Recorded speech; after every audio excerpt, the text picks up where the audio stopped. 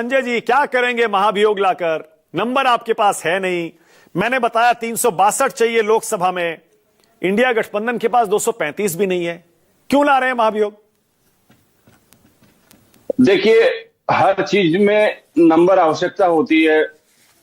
ये मानक जी, मैं आपकी बात से सहमत हूं, लेकिन देश और दुनिया का ध्यान इस गंभीर मुद्दे के प्रति आकर्षित करवाना, इस गंभीर मुद्दे को संसद की कार्यवाही में डलवाना और सारी दुनिया में ये चीज देखे कि भारतीय गणतंत्र की जो पराकाष्ठा है वो किस हद तक जा चुकी है।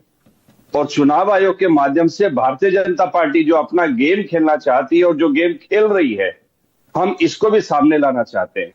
हमें मालूम है संख्या बल नहीं है, लेकिन सिर्फ संख्या बल के भरोसे हम बैठे रह गए तो देश को जो जानना चाहिए वो देश जानने से वंचित रह जाएगा। चुनाव आयोग भाजपा का आयोग बन चुका है। चुनाव आयोग में इन दिनों भारतीय जनता पार्टी, अब और कितना कहा जाए इस पर कि जब सुप्रीम कोर्ट तक हम चले गए, दीदी ने सुप्रीम कोर्ट में राज्य में जो एसआईआर के कारण जितने लोगों की डेथ हुई है उनके लिए, जिनके नाम नहीं आ पा रहे हैं उनके लिए, और जीवित व्यक्तियों को मृत दिखाकर जो प्रदर्शन, जो काम हो रहा है, सारी कारगुजारियां तो जनता के सामने रख दी है।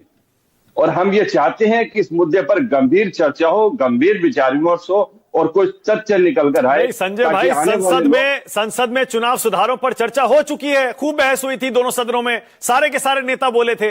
अब आप दोबारा से संसद में इस मुद्दे को महाभियोग के जरिए क्यों उठाना चाह रहे हैं? आंकड़े आपके पास है नहीं। सुप्रीम कोर्ट में आपकी सुनवाई चली रही है, वहां ममता बनर्जी खुद पेश होकर अपनी दलीलें रख चुकी हैं। लेकिन संसद में जो चर्चाएं हुई, चुनाव सुधारों पर जो बात हुई, उसमें निकला क्या? हमने क्या देखा? चुनाव आयोग की भूमिकाएं कैसी हो गई है इन दिनों? और 130 लोग एसआईआर के दौरान मारे गए हैं।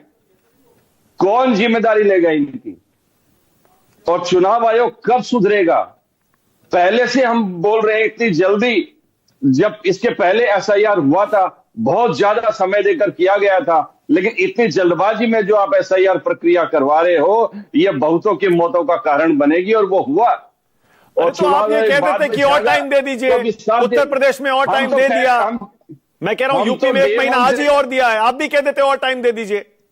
हमने तो पहले ही कहा था, लेकिन हमारे यहां तो क्या बताएं, 7 दिन का समय बीच में दिया था, उसके बाद क्या हो रहा है आप भी जानते हैं। चुनाव आयोग सुधरने का नाम नहीं ले रहा है और हम चुनाव आयोग का पीछा नहीं छोड़ने वाले हैं। हम लास्ट तक इस खेल को, चुनाव आयोग की ये जो कारगुजारियां हैं, हम इससे लड़ते रहेंगे, जूझते रहेंगे। एक बात बताइए, ऐसा तो नहीं जैसा आपने कहा ना कि हम पीछा नहीं छोड़ेंगे चुनाव आयोग का, ऐसा तो नहीं कि आप इसको जानबूझकर जबरदस्ती एक मुद्दा बनाना चाह रहे हैं, चुनाव आयोग को, एसआईआर को, ज्ञानेश कुमार को, और इसीलिए दिल्ली आती है दीदी, उनसे मीटिंग करती हैं, अपना पक्ष रखती हैं, लेकिन वो जवाब देना जब शुरू करते हैं तो वॉकआउट कर जाती हैं। उसी तरह आप देख लीजिए, संसद में चर्चा हो चुकी, फिर महाभियोग भी लाना चाहती है। मानक जी, 130 के लगभग लोगों की डेथ हो चुकी है इस एसआईआर प्रक्रिया के दौरान। यह कोई कमती बड़ी बात नहीं है। किसी गणतंत्र में क्या देश इन्हीं दिनों को देखने के लिए आजाद हुआ था?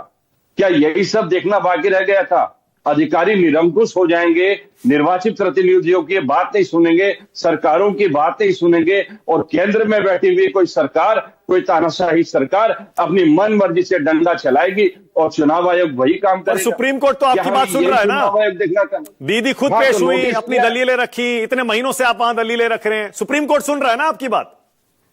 सुन रहा है, सुप्रीम कोर्ट ने नोटिस दिया है, आगे कार्रवाई जारी है। जब सुप्रीम कोर्ट सुन रहा है तो फिर आपको दिक्कत क्या है? फिर क्यों आप संसद में भी इस मुद्दे को लाना चाह रहे हैं? महाभियोग लाकर क्या साबित करना चाह रहे हैं? मैंने पहले का बीच में कह चुका हूं, मैं मानक जी, 130 के लगभग लोगों की डेथ हो चुकी है और इस प्रक्रिया में चुनाव आयोग जो काम कर रहा है, जीवित व्यक्तियों को मृत दिखाया जा रहा है। इतने सस्ते में छोड़ देना बेवकूफी होगी। और आगे भी आने वाले लोग, आने वाले अधिकारी, उनको ध्यान रहे, सनद रहे कि वो गलत करेंगे तो गलत का प्रतिवाद करने के लिए लोग बैठे हैं। कितने जिंदा लोगों के नाम काट दिए मृत बताकर बंगाल में, एसआईआर में इलेक्शन कमीशन ने? ये एक बड़ी संख्या है, ये एक बड़ी संख्या है और धीरे धीरे आंकड़े सामने आ रहे हैं और एक बड़ी संख्या, और हम बहुत जल्दी स्पेसिफिक आंकड़ों के साथ सामने आएंगे। संजय भाई, दिल्ली जब ममता बनर्जी आई 13 लोगों को लेकर आई, 13, सही कह रहा हूं ना? हाँ, 13 लोगों को लेकर आई थी सिर्फ। और सुनिए, और काफी लोग हैं, वो भी आएंगे सामने। लेकिन माणक जी, बात भूलने से नहीं चलेगी। छोटी छोटी बातों के लिए एसआईआर प्रक्रिया के दौरान नागरिकों को जो परेशानी का सामना करना पड़ रहा है, वो कौन देखेगा? हम क्या सोच सकते हैं? ज्ञानेश कुमार से जिन्होंने दिक्कत क्या है नोबेल आपको? पुरस्कार- आपको ज्ञानेश कुमार से क्या दिक्कत है? हमको ज्ञानेश कुमार या ज्ञानेश शाह से कोई दिक्कत नहीं है। हमको भाजपाई तरीकों से चलने वाले चुनाव आयोग से दिक्कत है। हम उनकी हरकतों को जनता के सामने लाते रहेंगे। और ये जो एसआईआर की प्रक्रिया है, कोई सोच सकता है नोबेल पुरस्कार जिनको मिला है उनको नोटिस जा रहा है, नेताजी सुभाष चंद्र बोस के वंशजों को नोटिस जा रहा है? ये क्या? ओके, रोहन मित्रा, उसके बाद के शर्मा। ये देश रोहन मित्रा